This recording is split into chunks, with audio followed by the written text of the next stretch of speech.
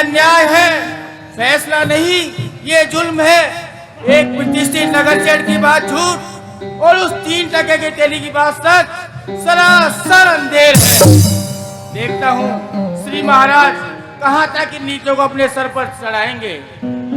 भला रुपयों पर तेल से लगाने से रुपये तेली के होंगे, तो कल को रुपयों पर राजा का चित्र और मुद्रा अंकित होने से रुपये राजा के हो जाएंगे। ये भी कोई न्याय है? बताओ, सरासर अंधेर है। मैं भी कल ही सभी साहूकारों की एक सभा बुलवाऊंगा और उसमें यह निश्चय करवाऊंगा कि जब भी कोई कर्जा लेने आए 50 रुपए दो और 100 का कागज लिखाओ, उस पर भी 4 आने का सूद खाओ और फिर उस पर सूद दर सूद चढ़ाते चले जाओ। वरना अगर यही न्याय रहा तो किसी दिन महाजन समाज का 1 2 3 कौन? चंद्रशेखर शास्त्री? जाओ महाराज, इस समय मैं आपकी कोई सहायता नहीं कर सकता। इस राज्य में गरीबों को धन देना अपने सर मुसीबत मोल लेना है। मुझे धन नहीं चाहिए सेठ जी। तो क्या सत्यनारायण की कथा कहने आए हो? सुनो, लक्ष्मी नारायण की कथा के सामने सत्यनारायण की कथा को कोई नहीं सुनता है। नहीं, यह भी नहीं और वो भी नहीं।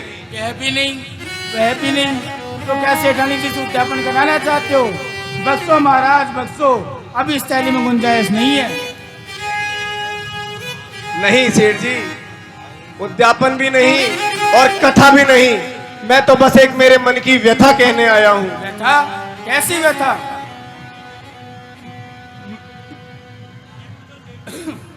बस सेठ जी मत पूछो। ब्राह्मण से हो गया मैं पतित, इसलिए रंग ये सब फीका है। मस्तक पर मेरे ये चंदन नहीं, बस एक कलंक का टीका है सेठ जी, कलंक का टीका। कलंक का टीका? हाँ सेठ जी, कलंक का टीका। कोई 15 बरस पहले की बात है। जवानी के झोंकों में मेरा मन का जो मृग है वो हिमालय की कंदराओं में रहने वाली नायक जाति की कन्या के रूप जाल में फंस गया।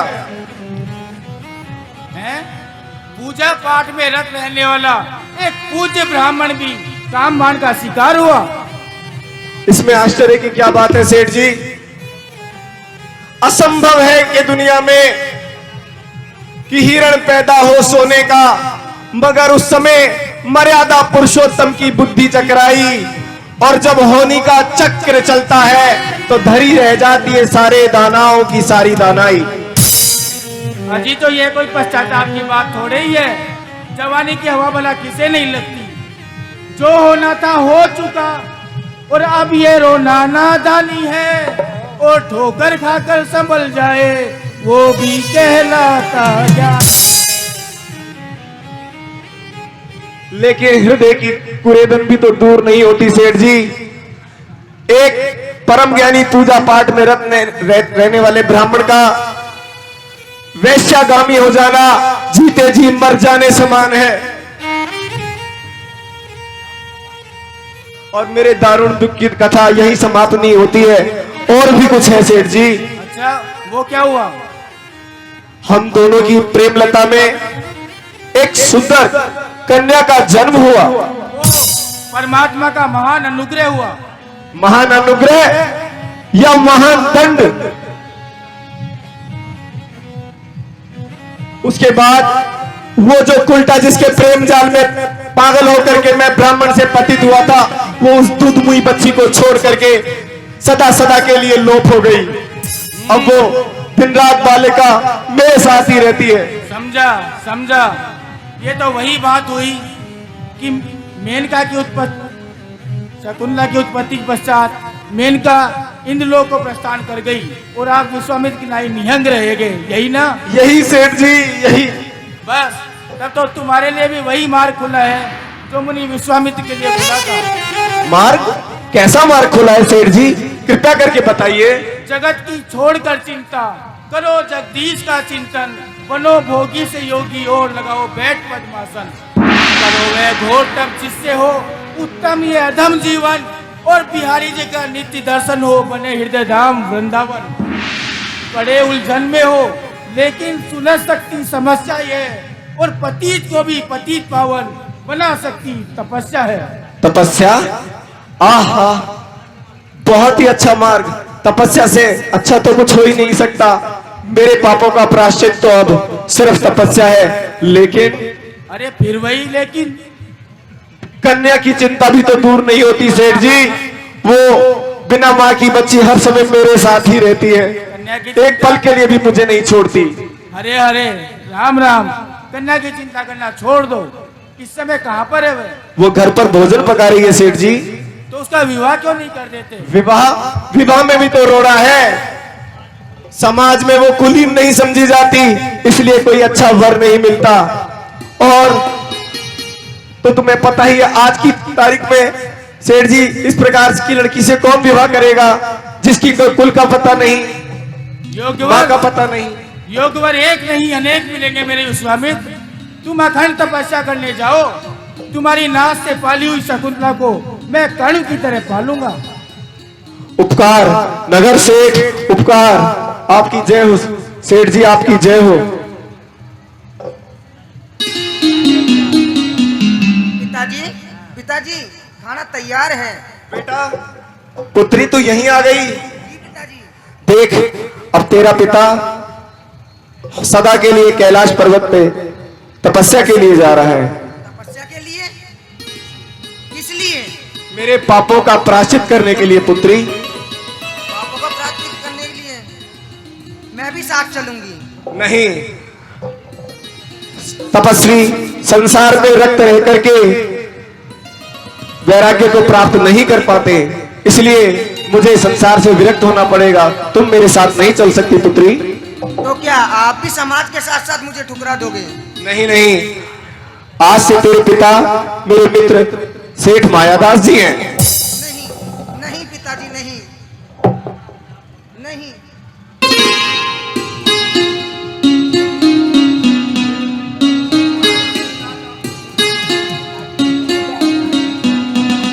मोहिनी, इधर देख, मैं हूँ तेरा पिता, मैं हूँ तेरा पालनहार पिता। आ आ मेरे साथ।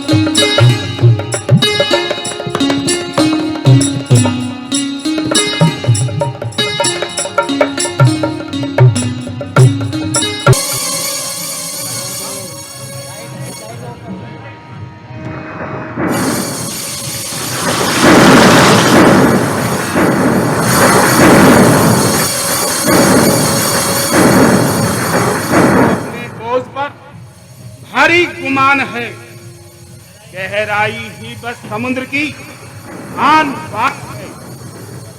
सूरज को गरुड़ तेज पर, बादल को नीर पर, कर्तव्य पालने में ही सदा नर की शान है। नित्य की भांति आज भी गली गली भ्रमण करना होगा। प्रजा की आंतरिक यह समय उपयुक्त है। जिस प्रकार शरीर में सबसे ऊंचा स्थान मस्तिष्क का होता है, ठीक उसी प्रकार शासन में राजा का होता है। यदि दिमाग में जरा स्थिरता आ गई, पूरा शरीर अस्त व्यस्त हो जाता है। ठीक उसी प्रकार यदि राजा भोग विलास में डूबा, शासन में स्थिरता आ गई।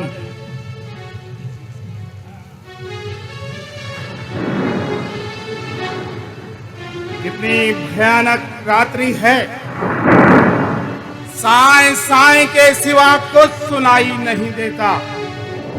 दिन भर के काम काज में प्रधान निंद्रा में मेरी प्रजा सो रही है। सो प्यारी प्रजा सो, तुम्हारा यह सेवक उज्जैन का सेवक भर्तरी पहरा दे रहा है।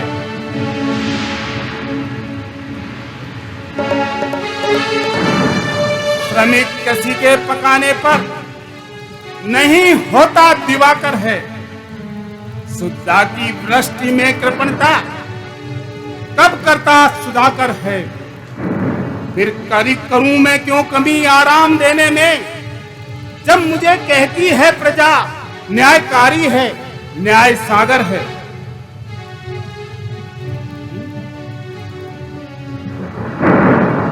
स्वच्छ और नीले आकाश में जगमगाता हुआ है तारामंडल। मुझ प्रजा सेवक की भांति इस लोकसभा लोक सेवक की भांति अपना पूर्ण परिचय दे रहा है। चारों ओर शांति का साम्राज्य है, लेकिन मुझ चिंताग्रस्त को शांति कहां। उच्च शिक्षा के लिए विद्यालय खुलवाए, कवियों के लिए नाट्यशालाएं खुलवाई, वैज्ञानिकों के लिए प्रयोगशालाएं खुलवाई, संगीत प्रेमियों के लिए नाट्यशालाएं खुलवाई।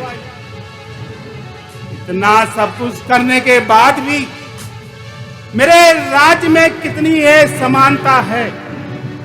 कल ही की बात है, जब मैं मंदिर में दर्शन करने गया, पुजारी जी ने मुझे ठाकुर जी के दर्शन करवा दिए, लेकिन उस निर्धन व्यक्ति को यह कहकर वापस लौटा दिया कि ठाकुर जी अभी शयन कर रहे हैं। हे प्रभु, इस सिंहासन पर बैठने के पश्चात क्षत्रिय वैश्य शूद्र हर वन के साथ समुचित न्याय करता हूँ, लेकिन फिर तेरे राज्य में इतनी असमानता क्यों है? अवश्य मुझ में कुछ कमी है। मुझे शक्ति दो, मुझे बल दो कि मैं सबके साथ समानता का व्यवहार कर सकूं।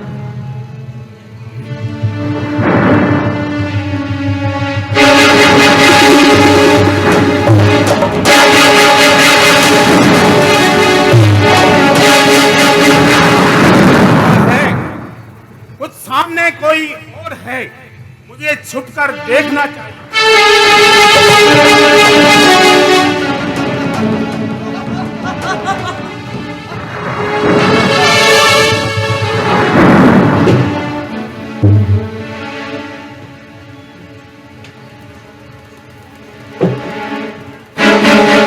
योगी और भोगी ही रात को नहीं जागते। हम सरी के उच्च कुल के लाल भी रात भर जागकर सोई हुई दुनिया का माल हथियाते हैं। भाइयों, ब्राह्मण कुमार की विद्या बता रही है कि खूब धन मिलेगा और साथ ही एक चमत्कार पूर्ण घटना भी घटेगी। जब ब्राह्मण बालक की विद्या ने भविष्य की बात जान ली है, तो क्षत्रिय कुमार की बुझाई भी भड़क उठी है। जब तक हाथ में तलवार है, तलवार में धार है, अपने साथियों पर आज नहीं आने दूंगा। जीव मात्र की सेवा कर कर मैंने भी यह अनुभव प्राप्त किया है कि मैं मनुष्य ही नहीं, पशु पक्षियों की आवाज पहचान सकता हूँ। ठीक है, तो वैश्य पुत्र की जांच भी अचूक है। सामने कोई मालदार आसामी नजर आ रहा है।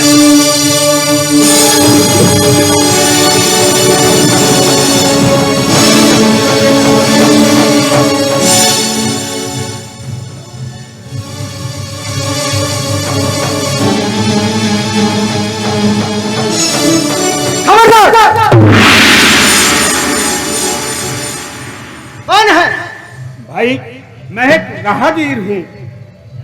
यहाँ क्यों आया? कर्मचारी जी, धमकाओ नहीं।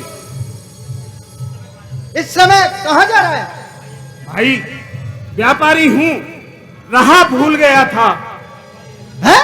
व्यापारी है? किस चीज का व्यापार करते हो? बस यही लेन देन का। लेन देन? ओहो, साहू साहब है।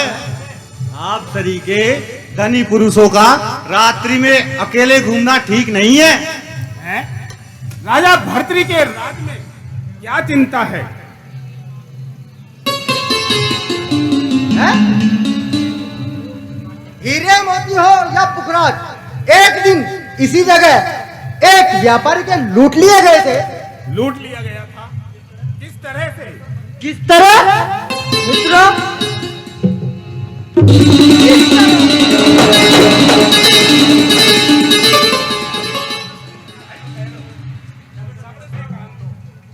यदि तुम सब्र से काम लो तो मैं तुम्हें बहुत सा धन दे सकता हूँ।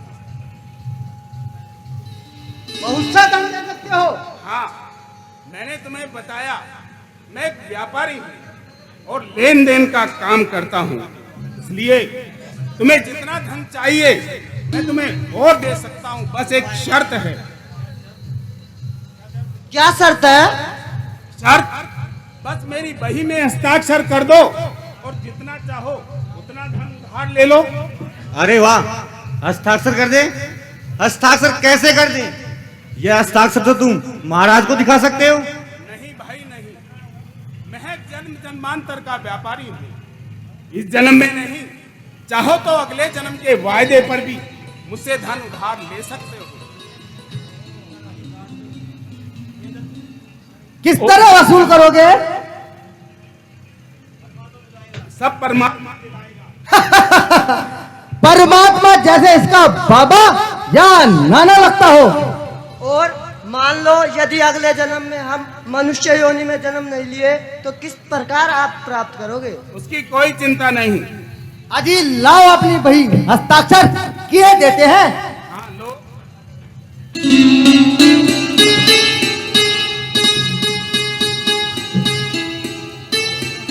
करोड़ सिंह,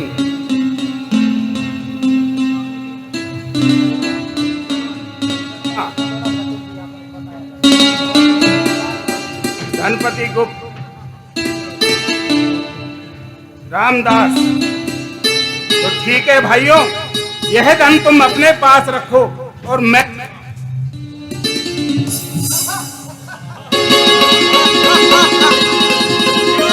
जगमगा रहे हैं। मार लिया छापा, बांस लिया पंछी। देखो भाइयों, मेरा दायां स्वर बता रहा है कि कोई मांगलिक घटना घटने वाली है। चलो उस मकान में घुसते हैं, वहां इससे भी अच्छा हाथ बैठेगा। हाँ हाँ चलो। यह तो किसी तेली का मकान है।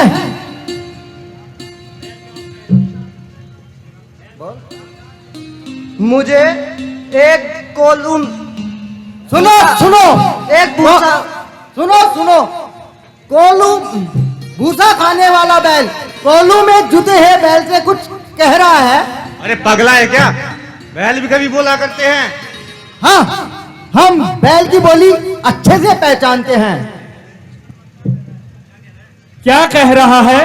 वो यह कह रहा है कि पिछले जन्म का मैंने नंदुआ तेली से जो 200 रुपए उधार लिए थे वो इस जन्म में मैंने परिश्रम करके उतार दिए हैं। अब 2 मुंह और मार लूं फिर तो योनि बदलनी है।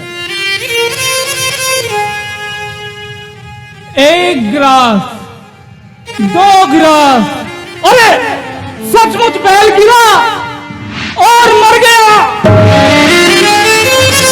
अचंबा, अचंबा, पूर्व जन्म का कर्ज बैल की योनि में आकर उतारना पड़ा। तब तो हम सबको भी उस व्यापारी का कर्ज किसी न किसी दिन इसी तरह उतारना पड़ेगा। हाय हाय ब्राह्मण कुमार, कुछ संगत में पढ़कर ये तेरी कैसी दशा हो गई। कर्म फल अवश्य मिलता है, इस जन्म में नहीं तो जन्म जन्मांतर में। अजी उसकी क्या फिक्र है? नहीं नहीं, उस व्यापारी को ढूंढो और अभी उसका धन वापस कर दो। हाँ, उसका धन अभी लौटा देंगे।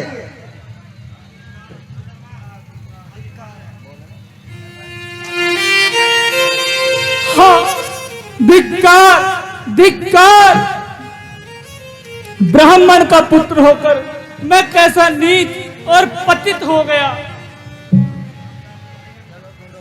उतारेंगे हम अभी उसी का पूरा ऋण जो अपने सर पर है। चलो ढूंढ।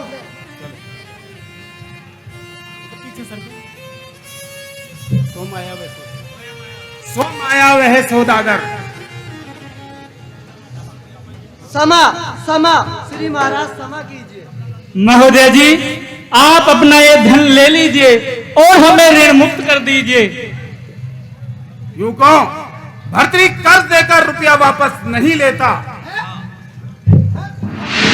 हाँ, भर्तरी उज्जैन का सेवक भर्तरी।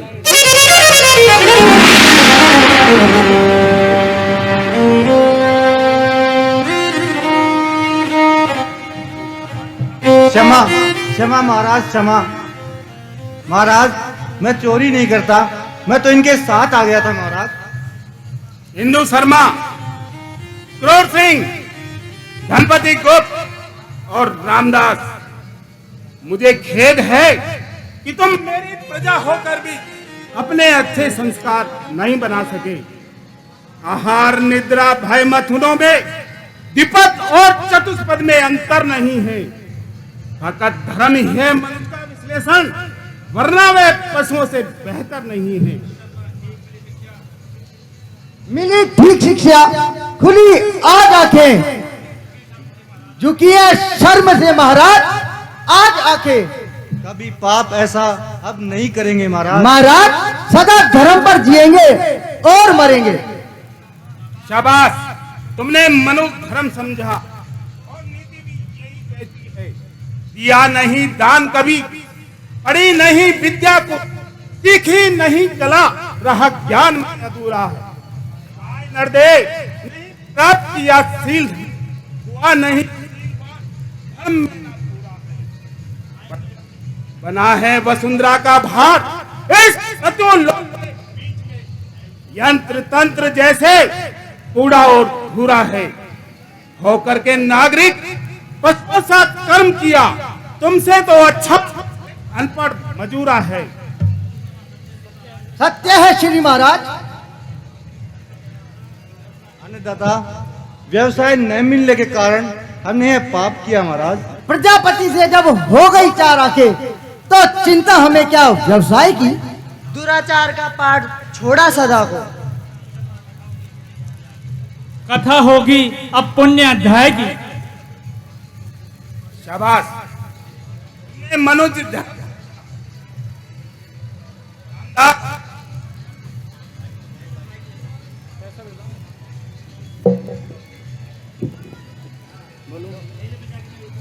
मेरी प्रजा के नवयुग को मैं संतुष्ट हुआ। तुम संस्कृत जानते हो हिंदू शर्मा? हाँ राजेंद्र। तो आज से तुम्हें रोज उपनिषद सुनाया करेंगे। क्रोर सिंह, जी महाराज। तुम क्या जानते हो? महाराज मुझे घोड़ों की नस्ल, परवरिश तथा बीमारी का अच्छा ज्ञान है श्री महाराज। तो ठीक है, मैंने तुम्हें आज से मेरे अस्तबल का दारोगा नियुक्त किया। महाराजा अधिराज का उपकार। गणपति गुप्त, तुम ये धन ले जाओ और मेरे राज्य के पीड़ित इलाकों में जाओ और मेरी प्यारी प्रजा को सस्ते से सस्ता खाद्यान्न उपलब्ध कराओ। और रामदास, तुम कल से मेरे महलों में काम करना। जी महाराज।